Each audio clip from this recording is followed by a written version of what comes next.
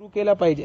विशालगडच्या अवतीभोवती जितके लोक विशालगडच्या परिसरामध्ये स्वतःचं पोट भरू इच्छितात, म्हणजे ते झुणका भाकर विकणारे असो, पिठलं भाकरी विकणारे असो, ताक मठ्ठा लिंबू सरबत वडापाव विकणारी लोक असो, तिकडे वर जाणाऱ्या लोकांना सेफ्टी फर्स्ट एडचं काम देणारा असो, कोणाला इजा झाली तर मलमपट्टी करणारी लोक असो, किंवा छत्रपती शिवाजी महाराजांचा इतिहास सांगणारे सगळे साहित्यकार, टुरिस्ट गाईड, हिस्टॉरियन्स, इतिहासकार हे सगळे असो, ही सगळी लोक छत्रपती शिवाजी महाराजांचे मावळे आहेत।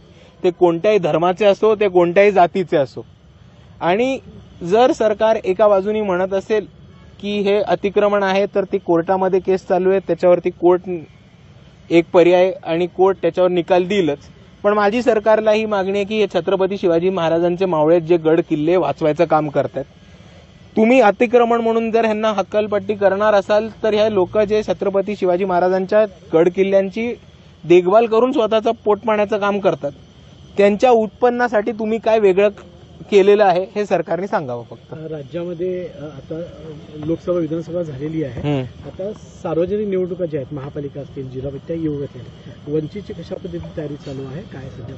वंचितची जोरदार तयारी चालू आहे आणि तुम्हाला येत्या निवडणुकीमध्ये ते दिसेलच।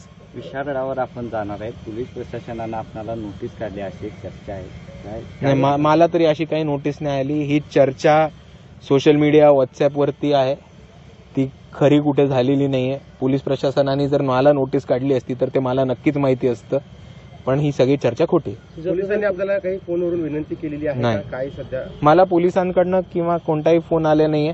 आमचे सहकारी हे लोकशाही मराठी ऐका, पहा, जागरूक रहा।